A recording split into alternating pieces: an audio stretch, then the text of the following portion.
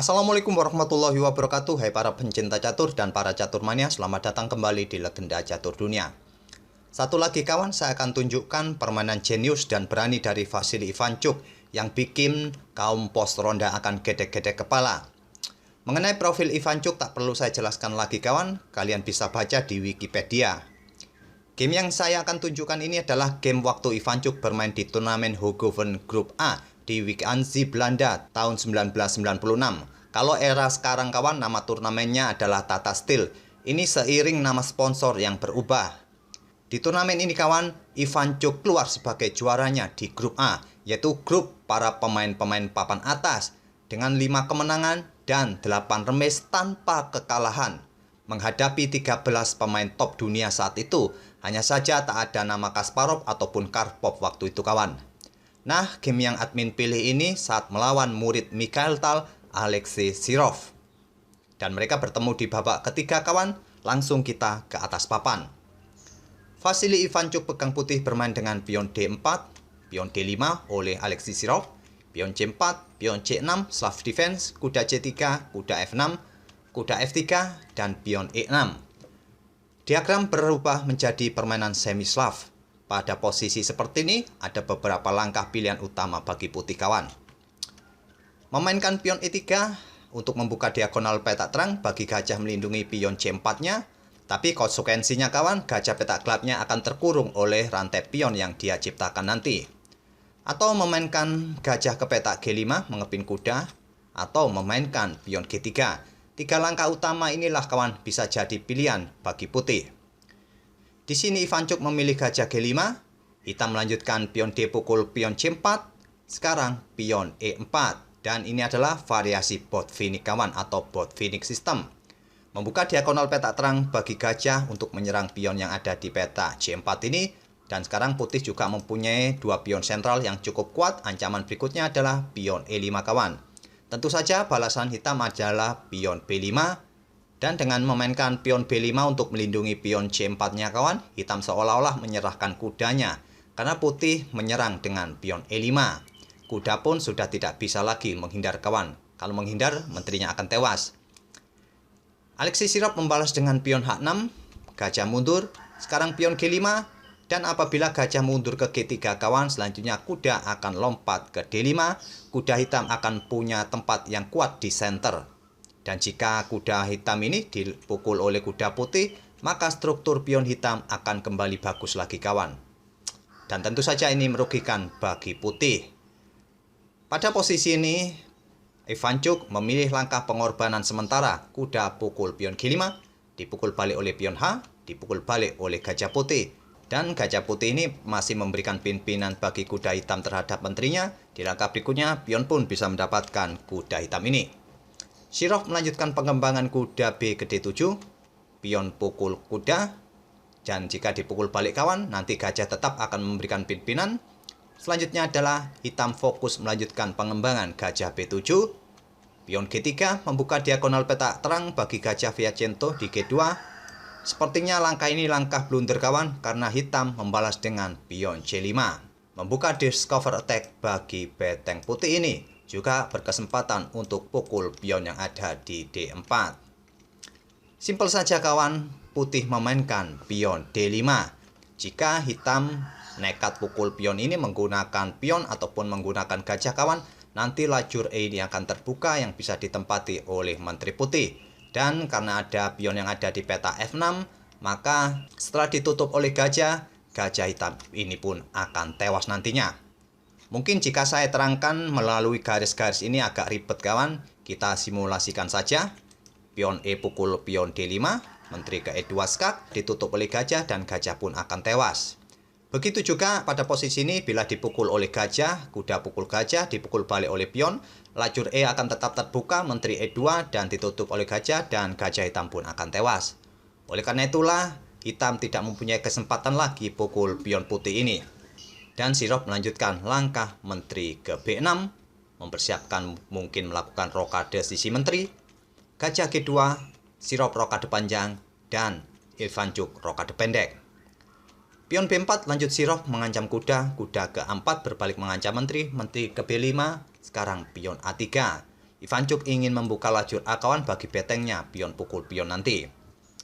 Dan sekarang posisi raja sudah melakukan rokade panjang kawan. Hitam tidak perlu khawatir untuk membuka lajur pion E pukul pion D5, pion A pukul pion B4, dan pion C pukul pion B4. Sekarang putih mempunyai lajur yang terbuka kawan. Ivancuk pun melanjutkan dengan gajah E3. Jelas sudah kawan, tekanan gajah ini terhadap pion A7 dengan dukungan beteng nantinya. Di sini ancaman terhadap pion A7 diantisipasi dengan langkah kuda ke C5 menutup diagonal gelap. Dan posisi kuda ini kawan juga mendapatkan dukungan dari gajahnya serta menteri. Jadi diagonal peta gelap ini sementara aman bagi hitam dari ancaman kedua perwira putih ini. Tapi Ivancuk kawan melanjutkan rencananya atau mempunyai ide dengan langkah menteri ke G4 skak. Di sini ada beberapa langkah pilihan bagi hitam untuk menghindari skak atau menutupnya kawan. Tentu saja menutupnya dengan kuda kembali ke peta D7 sangat beresiko karena membuka diagonal gelap lagi kawan bagi gajah putih ini. Atau pada posisi ini raja hitam ini mencoba untuk bergeser ke peta B8, maka menteri akan ke peta D4, memberikan pressure bagi kuda di peta C5 ini juga pion yang ada di peta A7.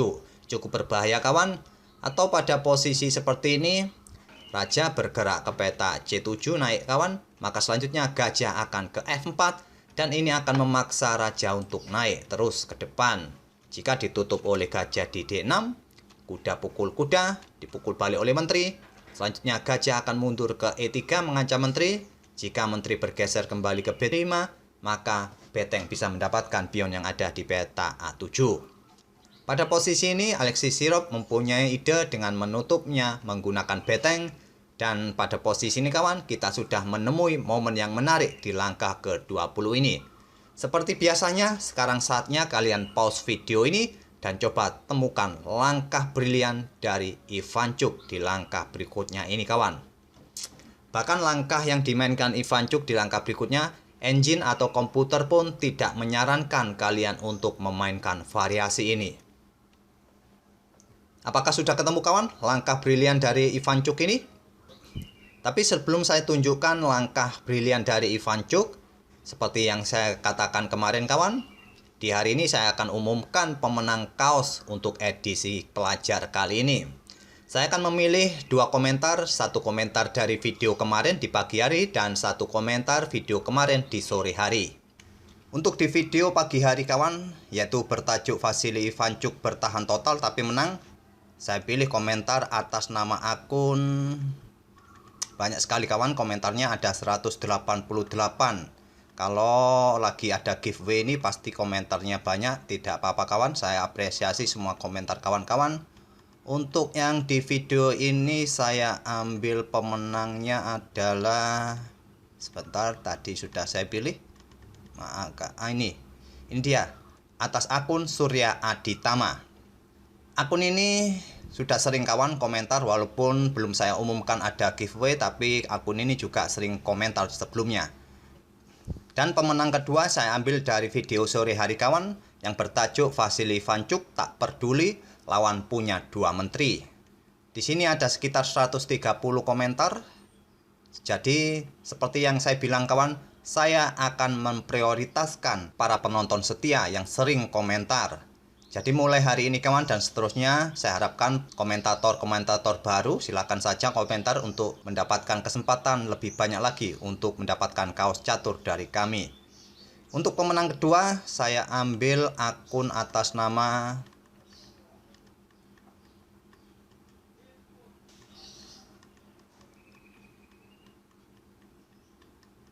ini kemarin Windy Asti sudah konfirmasi, sudah saya kirim kaosnya. Dia adalah pemenang edisi pertama.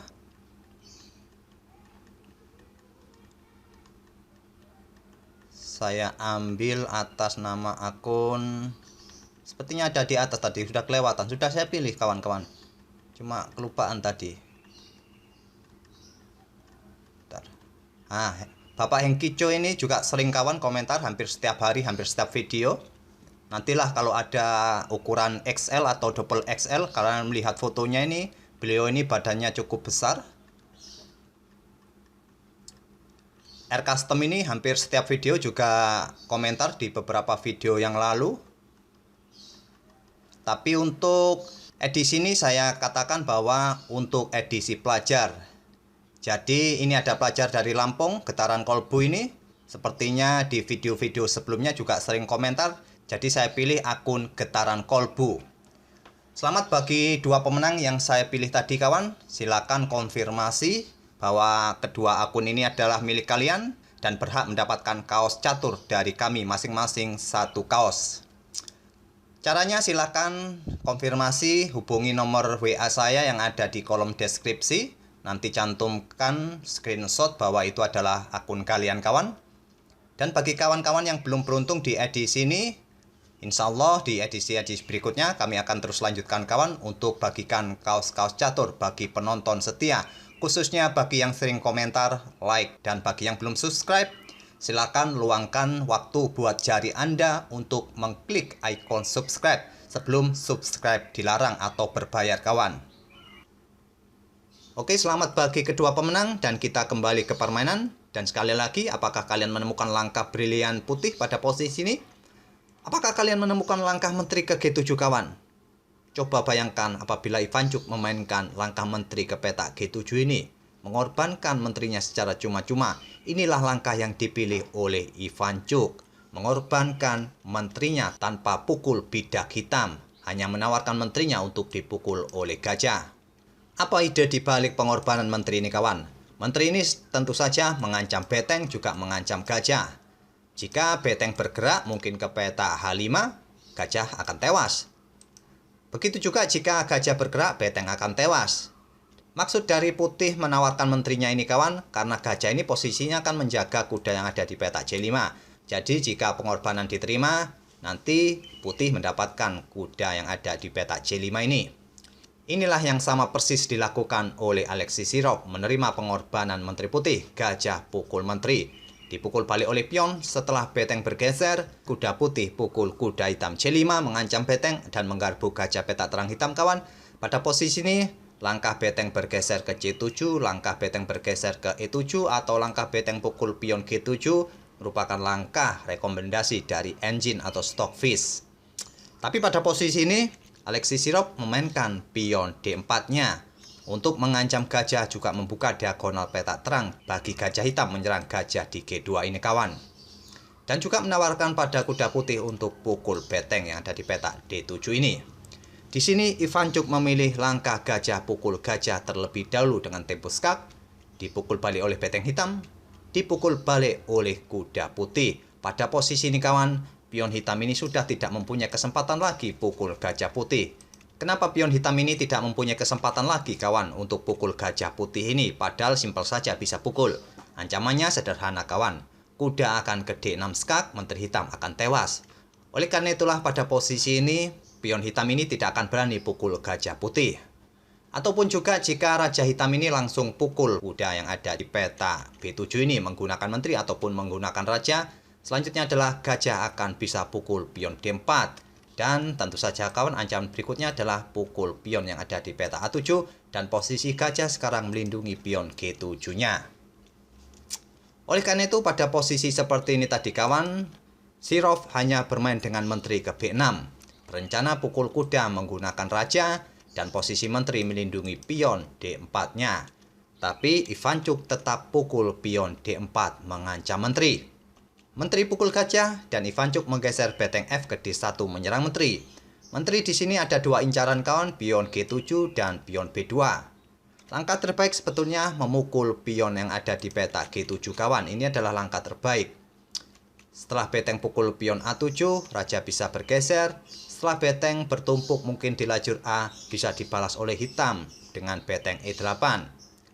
Jika kuda menghindar kawan, mungkin ke peta D6, beteng E1 skak, melakukan pertukaran beteng, dan raja hitam bisa mendapatkan beteng di peta A7. Putih juga mendapatkan pion yang ada di peta C4. Tapi dengan komposisi seperti ini kawan, hitam mempunyai kesempatan untuk menang. Tapi pada posisi ini tadi, kita lihat Alexis Sirov memilih pukul pion B2, dan hitam menggeser kuda ke peta D6 skak, raja ke B8, beteng D bergeser ke B1 mengancam menteri, juga pion yang ada di belakangnya. Dan apabila di sini kawan, jika menteri ini bergeser ke peta C3, maka selanjutnya adalah beteng akan pukul pion yang ada di peta A7.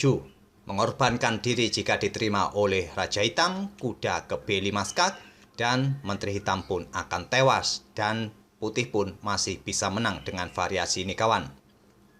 Tapi trik seperti ini sudah diketahui oleh Alexis Sirop. Dia bermain dengan langkah Menteri pukul pion G7. Selanjutnya beteng pukul pion B4 skak, Raja bergeser ke C7.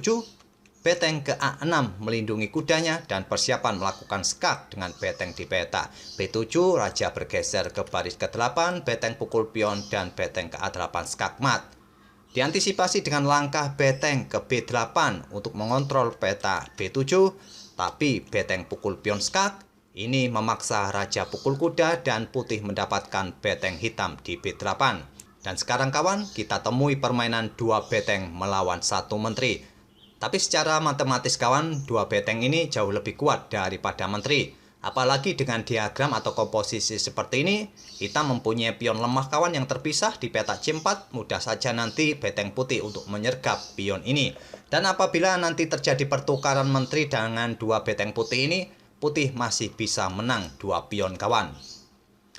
Tapi Alexis Sirop belum mau menyerah, menteri ke G4 berencana ke peta D1, beteng D8 skak.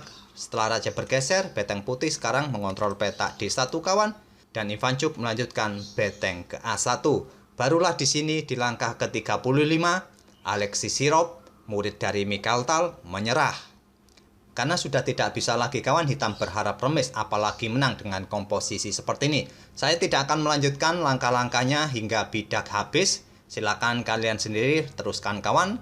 Intinya bagaimanakah beteng nantinya bisa menyergap pion lemah peta C4 ini. Walaupun nanti terjadi pertukaran menteri dengan kedua beteng putih ini kawan, putih masih bisa unggul dengan dua pion. Dan putih pun akan tetap menang. Itulah kawan permainan cantik, jenius, dan berani dari Vasily Ivanchuk berhadapan dengan Alexis Sirop di turnamen Hooghoven Grup A Week Ansi Belanda tahun 1996 pada babak ketiga. Sekali lagi buat bagi kedua pemenang, silakan secepat mungkin kawan konfirmasi bahwa itu adalah akun kalian.